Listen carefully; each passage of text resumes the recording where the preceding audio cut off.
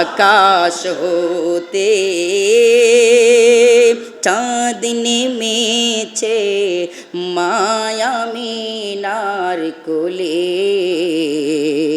আধার রাতে উঠলো যেন চাঁদের চেরাগ জ্বলে। গুলশানে আজ বুলবুলিরা গাইছে শিরিন কালাম, তমাম জাহান নবীর প্রেমে জানায় লাখো সালাম। মা আমিনার পেটের ভিতরে যে সময় আল্লাহর পক্ষ থেকে এই নূর, এই আলো, এই বিশ্বময় জ্যোতিটা মা আমিনার পেটের ভিতরে যে সময় চলে গেলেন, আমার ভাইরা মা আমিনা বর্ণনা করেন, ও পৃথিবীর মানুষেরা শুনে নাও, জেনে নাও, শিশু মোহাম্মদ যেদিন থেকে আমার পেটের ভিতরে চলে গিয়েছে, জান্নাতি হুররা আমাকে বারবার সালাম দিয়েছে আর আমাকে সম্মানিত করেছে আর বলেছে, আমিনা রে, দুনিয়ার বুকে শ্রেষ্ঠ দুলানি তুমি, জোরে কান সুবহানাল্লাহ। দুনিয়ার বুকে কোনো শিশু যে সময় মায়ের পেটের ভিতরে যে সময় চলে যায়, মায়ের পেটটা একটু বড় হয়, আকৃতি একটু বিকৃত হয়, চেহারার বিকৃতি দেখা যায়, কিন্তু মা আমিনা বলেন, শিশু মোহাম্মদ যেদিন থেকে আমার পৃথিবীর ভিতরে চলে গিয়েছে, আমার পেট উঁচু হওয়া তো দূরের কথা, সামান্য কোনো বিকৃত হয় নাই, আমি যেমন ছিলাম তার থেকে আরো সুন্দর রূপান্তরিত হয়ে গেলাম। মক্কায় কোনো বিধবা নারী সুঘ্রাণ সেন ব্যবহার করার কোনো আইন ছিল না। আমার ভাইয়েরা, তৎকালীন সময়ের কাফেররা আব্দুল মুত্তালিবের কাছে নালিশ করলো যে তোমার পুত্রবধূ কি সুঘ্রাণ হচ্ছে মেকে বাইর হয়, গোটা মক্কা শহর সমস্ত এলাকায় এলাকায় সুঘ্রাণের খ্যাতি ছড়িয়ে যায়। এই নালিশ যে সময় আব্দুল মুত্তালিবের কাছে চলে গেল, আব্দুল মুত্তালিব মা আমিনার কাছে চলে গেল, মা আমি বুঝি তোমার কষ্টটা, আমার সন্তান আব্দুল্লাহ দুনিয়ার বুক থেকে চলে গিয়েছে, একটা নারীর স্বামী যদি দুনিয়ায় বেঁচে না থাকে তার মতো কষ্ট আর দুনিয়ার বুকে আর কারোর নাই, কিন্তু এত আনন্দ কোথা থেকে তোমার আসে? তুমি কেন সুঘ্রাণ শরীরে মাখো? এই নিয়মের পরিপন্থী কেন তুমি করো? মা আমিনা ডাক দিয়ে বলেন, আব্বা জান, আপনি ভুল বলতেছেন, আপনি জানেন না আমি আমার শরীরে কোনো প্রকার সুঘ্রাণের সেন্ট মাখি না। যেদিন থেকে আপনার পুত্রবধূর এই যে সন্তানটা পেটের ভিতরে চলে গিয়েছে, আমার গোটা শরীরটা মেশক আম্বরার নাই সুঘ্রাণে পরিণত হয়েছে।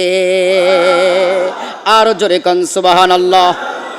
আমার ভাইরা, এখানেই শেষ নয়, শিশু জন্মগ্রহণ করলে পরে মায়ের সমস্ত শরীর রক্তাক্ত হয়, রক্ত বাইর হয়।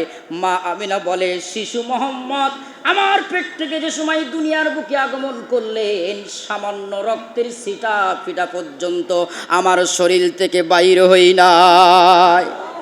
এখানেই শেষ নয়, দুনিয়ার বুকে একটা ছেলে সন্তান যে সময় জন্মগ্রহণ করে, মায়ের নারীর সঙ্গে তার নাভিটা সংযুক্ত থাকে। আমরা লক্ষ্য করি ধাত্রী যারা, তারা এই নাভিটা ব্লেড দিয়ে কিংবা কিছু একটা জিনিস দিয়ে সেটা কেটে দেয়।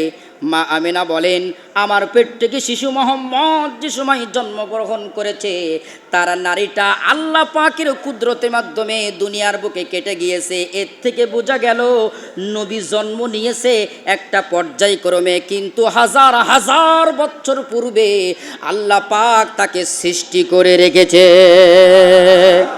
আমার ভাইয়েরা, ছেলে সন্তান জন্মগ্রহণ করলে একটা উপনীত বয়সে তাকে খাতনা করতে হয়, মুসলমানি দিতে হয়, কিন্তু আল্লাহর হাবিবকে কে এই কাজ করাবে? এই শিশু তো স্বাভাবিক কোনো শিশু নয়, এই এই এই এই সৃষ্টি তো কোনো স্বাভাবিক সৃষ্টি নয়।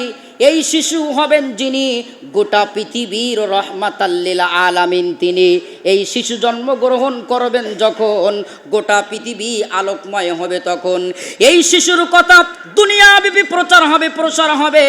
যারাই শুনবে আল্লাহর পক্ষ থেকে রহমত প্রাপ্ত হবে। আশ্চর্য ঘটনা ঘটবে, শিশু জন্মগ্রহণ করার পর আল্লাহর পক্ষ থেকে খাতনা আর মুসলমানি নিয়ে দুনিয়ার বুকে, এই পৃথিবীর বুকে আগমন করেছে। জোরে কন্যা সুবহানাল্লাহ। আমার ভাইয়েরা, এখানেই শেষ নয়। শিশু মোহাম্মদ মা হালিমার কাছে যে সময় চলে গেলেন, মা হালিমা বলেন, ও পৃথিবীর মানুষেরা, তোমরা তো চিনতে পারো নাই, নবীর আগমনে গোটা পৃথিবী ধন্য হয়েছে।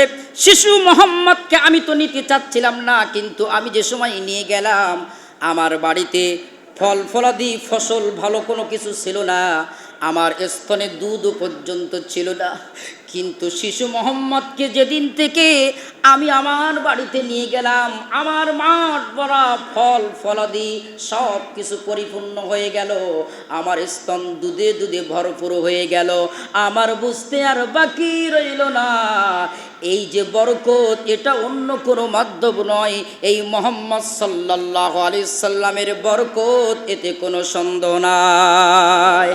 আমিনা দোলাল নাচে হালিমার কোলে, আমিনা দোলাল নাচে হালিমার কোলে, যেন রহম দোলে সারা পৃথিবীর কদম তলে, আমিনা দোলাল নাচে হালিমার কোলে। জোরে কান সুবহানাল্লাহ। আমার ভাইয়েরা, জন্মের নবুয়ত প্রাপ্তির আগে অনেক অনেক মুজিজা মানুষেরা দেখে অবাক হয়েছে, আগের থেকেই বুঝতে পেরেছে এই শিশু তো সেই শিশু। মা হালিমার কাছে যে সময় ছিলেন, হালিমার একটা কলিজার টুকরা সন্তান ছিল, নাম তার সাইমা।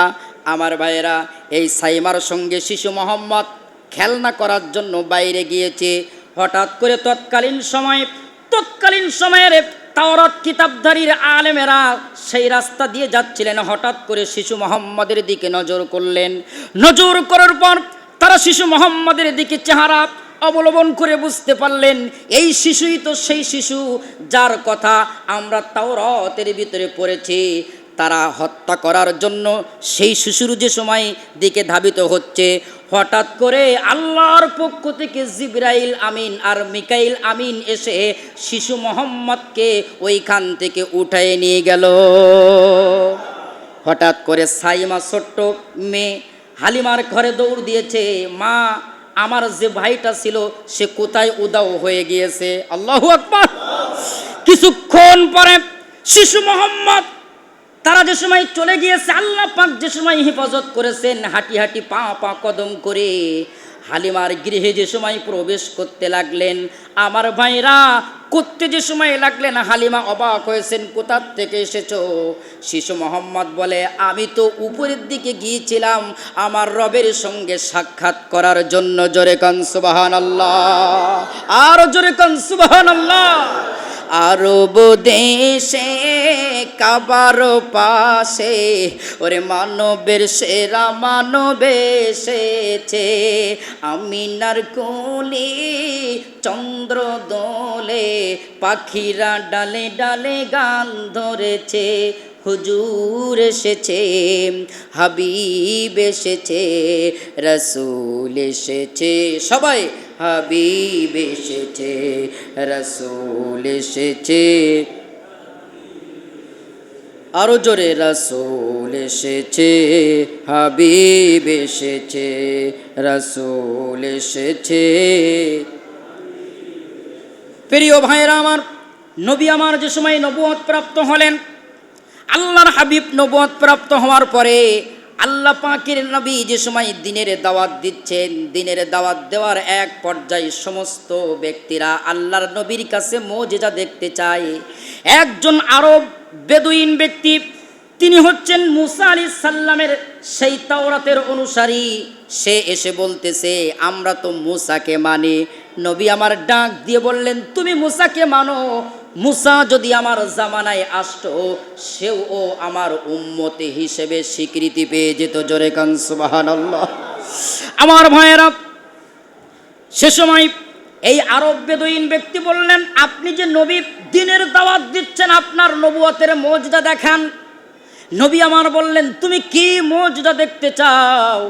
তখন বেদুইন ওই ব্যক্তি বললেন ওই যে গাছ দেখা যাচ্ছে এই গাছটা আপনার নবুয়তের স্বীকৃতি দেবে। পারবে কি পারবে না? ক্ষমতা কার? আরো জোরে বলেন ক্ষমতা কার? নবী আমার সঙ্গে সঙ্গে কোনো কাজ যে সময় ইরাদা করতেন আল্লাহর দিকে ইশারা করতেন, নবী আমার আল্লাহর দিকে আঙ্গুলটা ইশারা করলেন।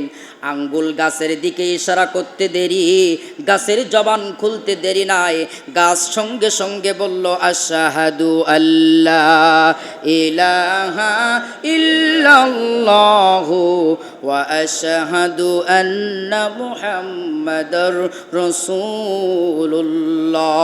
জোরে কান সুবহানাল্লাহ।